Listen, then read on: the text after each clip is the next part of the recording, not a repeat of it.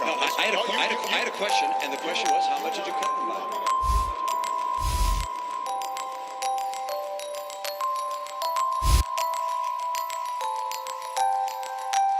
We have actually produced more oil. No. How much did you cut licenses and permits on federal land?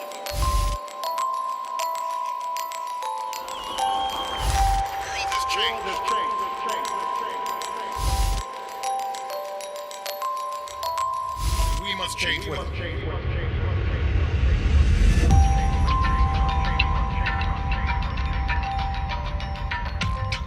I have written an open letter to President Obama, reviving that slogan. You know, during the Clinton presidential campaign, they had a slogan called, "It's the economy, stupid." For me, the slogan is, "It's the worldview, stupid." It's unless the worldview changes, unless the worldview acknowledges listening to the values, listening to the personal meaning of life and the social meaning of life, unless we do this, real change cannot come. So I wrote to President Obama, if you talked about real change that we can believe in, if you really want change that we can believe in, please help us to change our worldview. The change of man is the key to changing everything else in the world. Without it, nothing will significant will change. What we need is not just patching up, not just solutions to current problems. What we need is a transformation, a fundamental transformation, which means a change of values, the change of thinking, change of consciousness, change in the way the human being thinks and acts. Worldviews affect the engine of civilization. It affects who we each individually think, who we are and how we behave, and our moral sense, business. It affects everything. An experiment was done by two social psychologists where they did the following. They took a bunch of students and they had them read one of two passages. One of the passages was description of who we think we are.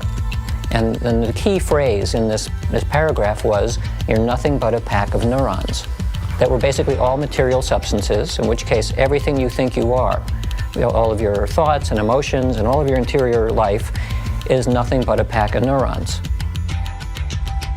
And then they gave the students the opportunity to do a couple of experiments where they could cheat if they wanted to. And what they found was that the students who read the passage, "You're nothing but a pack of neurons," cheated significantly more.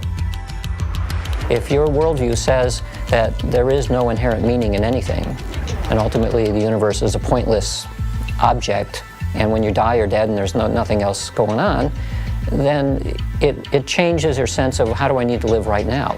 Well, I should get everything I should get right now. I should cheat if I have to. Whereas if we had a different model, which said maybe you're part of some gigantic living system with some kind of inherent meaning and all the rest, it could have consequences not only for yourself, but for your loved ones and everyone else. All the problems that we're facing right now, they're not problems. They're actually questions. Who are we? Who do we really choose to be? How do we choose to relate to life itself? How do we choose to relate to all the different elements of life, the environment, the planet itself, obviously the people? Why are we here, and where are we going from here? What is the meaning of my life? We're in a transition stage where the old answers are no longer sustainable, and that's why we're facing the crises we face. So there's a population in a state of flux saying the old stuff doesn't work, and we're ready for new answers that will create a newer, more sustainable civilization. Simple point, the old civilization is no longer sustainable, the answers are flawed, new answers are in, and we're in the moment of taking those new answers and weaving a new culture that will support those answers and support ourselves. At this critical point in time, we have to redefine what it means to be human. We have to choose a new identity, literally choose a new identity, and recreate ourselves anew as a humanity.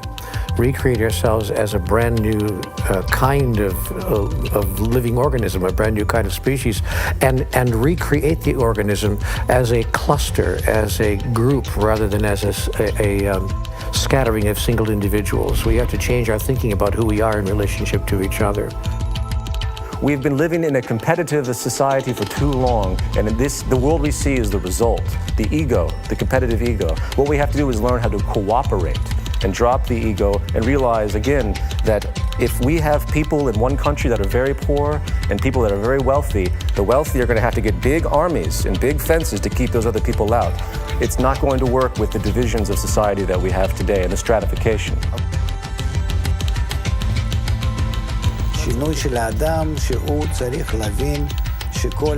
Man has to go through a change to realize that his life should be lived for the unity of mankind, and that we're all like one man and one heart, and we're sharing that desire, sharing that thought.